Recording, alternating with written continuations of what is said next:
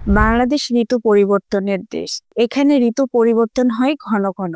ঋতু পরিবর্তনের সাথে সাথে মানুষের দেহেরও পরিবর্তন হয়। ঋতু পরিবর্তন হওয়ার সাথে সাথে বিভিন্ন রকম রোগ ব্যাধি দেখা যায়। আমাদের এই মৌসুমী জলবায়ুর দেশে ঋতু পরিবর্তনের প্রভাব ব্যাপক। আবহাওয়ার এই পরিবর্তনের সাথে সাথে শিশু, বৃদ্ধ সহ সকলের মাঝেই দেখা যায় বিভিন্ন রকমের রোগ ব্যাধি। কারণ আবহাওয়ার এই তারতম্য মানুষের দেহের ভারসাম্য হারায়। এই রোগগুলির মধ্যে সাধারণত দেখা যায় সর্দি, হাঁচি, কাশি, জ্বর, বিভিন্ন রকম অ্যালার্জি জাতীয় রোগ। এছাড়াও কিছু কিছু ক্ষেত্রে ত্বকের রোগও দেখা দেয়। আসসালামু আলাইকুম, আমি ডাক্তার লাবণী।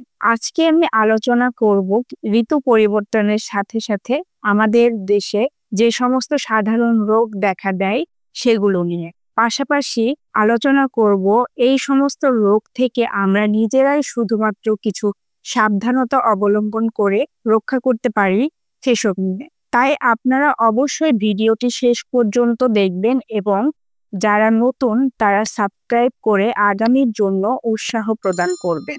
আসুন এবার শুরু করি। ঋতু পরিবর্তনের সময় সব থেকে বেশি দেখা যায় শ্বাসতন্ত্রের উপর। শিশু থেকে বৃদ্ধ সবারই জ্বর, সর্দি, কাশিতে আক্রান্ত হতে দেখা যায়।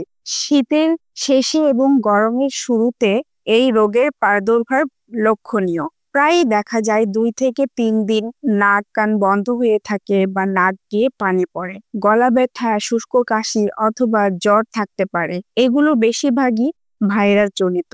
লক্ষণ ভিত্তিক কিছু চিকিৎসা, এমনকি ঘরোয়াভাবে কিছু পদক্ষেপ নিলেই চিকিৎসা ছাড়াও এসব রোগ ভালো হয়ে যায়। কোনো অ্যান্টিবায়োটিকের প্রয়োজন হয় না। তবে শুষ্ক কাশি কয়েকদিন এমনকি কয়েক সপ্তাহ ভোগাতে পারে।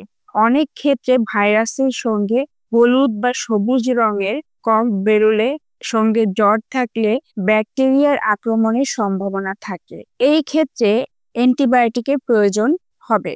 এই সময়ে আরো একটি ভাইরাসের প্রাদুর্ভাব হয়ে থাকে যাকে আমরা সিজনাল ফ্লু বলি। ইনফ্লুয়েঞ্জার ক্ষেত্রে যেসব লক্ষণ দেখা যায় তা হলো জ্বর, গলা ব্যথা, গলা খুসখুস করা, বমি বমি ভাব বা শরীর ম্যাজম্যাজ করা। এই সময় জল বসন্তের প্রকোপ বেড়ে যায়। প্রথমে একটু সর্দি, জ্বর, তারপরে শরীরে ফোস্কা পড়া, সঙ্গে থাকে অস্বস্তিকর চুলকানি, গলা দিয়ে ঢোক গিলতে সমস্যা হয়, পুরো শরীর জুড়েই ব্যথা থাকতে পারে। তবে এটি কোনো মারাত্মক অসুখ নয়।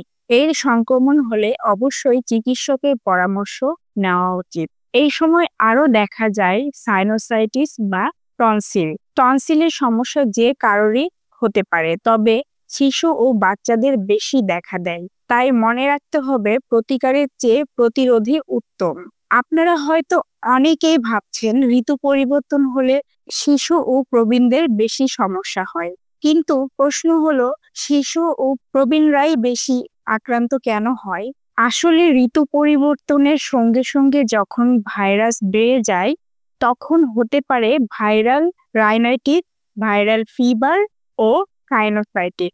আসলে পরিবেশের সাথে আমাদের যে একটি ভারসাম্য থাকে সেটি পরিবর্তন হয়। এই পরিবর্তনের সঙ্গে সঙ্গে হতে পারে ঠান্ডা, জ্বর এবং কাশি। আসলে ঋতু পরিবর্তনের সাথে আমাদের দেহের যে ভারসাম্য পরিবর্তন হয়, এই সমস্ত রোগের জন্য এটাই মূল কারণ। গবেষণায় দেখা গেছে আবহাওয়া ও জলবায়ুর পরিবর্তনের সাথে সাথে পরিবেশের তাপমাত্রারও ব্যাপক পরিবর্তন হয়। আর এই তাপমাত্রার পরিবর্তন নানা ধরনের রোগ জীবাণু এবং ভাইরাস ও ব্যাকটেরিয়ার জন্য উপযুক্ত পরিবেশ তৈরি করে দেয়। তাই দেখা যায় মানুষ খুব সহজেই বিভিন্ন রকম ফ্লু বা অন্যান্য রোগে আক্রান্ত হয়। মনে রাখতে হবে ঋতুর পরিবর্তন একটি উপলক্ষ মাত্র। এই সময় নানা রকম জীবাণুর আক্রমণ ও পরিবেশের তারতম্য হয় যা আমাদের দেহ সহজে মানিয়ে নিতে পারে না। ঋতু পরিবর্তনের সময় সুস্থ থাকতে চাই পর্যাপ্ত ঘুম, সচেতনতা, পরিচ্ছন্নতা এবং শরীর চর্চা। এর পাশাপাশি খেতে হবে সুষম ও পুষ্টিকর খাবার যা রোগ প্রতিরোধ ক্ষমতাকে বাড়িয়ে তুলবে।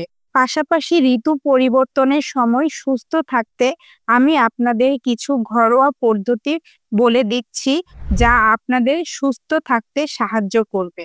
কাশির সমস্যা দেখা দিলে লবঙ্গ ও আদা কুচি মুখে দিয়ে রাখলে কাশি থেকে মুক্তি পাওয়া যায়। গরম পানি দিয়ে গড়গড়া করতে হবে। দিনে অন্তত 2 বার লেবু চা খেতে হবে। কুসুম গরম পানিতে মধু ও তুলসী পাতার রস মিশিয়ে পান করতে পারেন। এর বাইরেও আদার রস, বাসক পাতার রস, কালিজিরার ভর্তা প্রভৃতিও উপসর্গ কমাতে পারে। তবে রোগের তীব্রতা অনেক বেড়ে গেলে অবশ্যই ডাক্তারের কাছে যেতে হবে। ইনফ্লুয়েঞ্জা হলে ভয় না পেয়ে বিশ্রাম, প্রচুর পানি পান ও বেশি করে ভিটামিন সি যুক্ত খাবার খেতে হবে। গলা ব্যথা ও গলা খুসখুস করলে গরম পানিতে লবণ মিশিয়ে বারবার গড়গড়া করতে হবে। এর বাইরেও ভিটামিন এ যুক্ত খাবার, প্রচুর শাকসবজি খেতে হবে। ঠান্ডা পানি পরিহার করতে হবে। নিয়মিত শারীরিক পরিশ্রম করতে হবে। ধূমপান বন্ধ করতে হবে। ধন্যবাদ সবাইকে।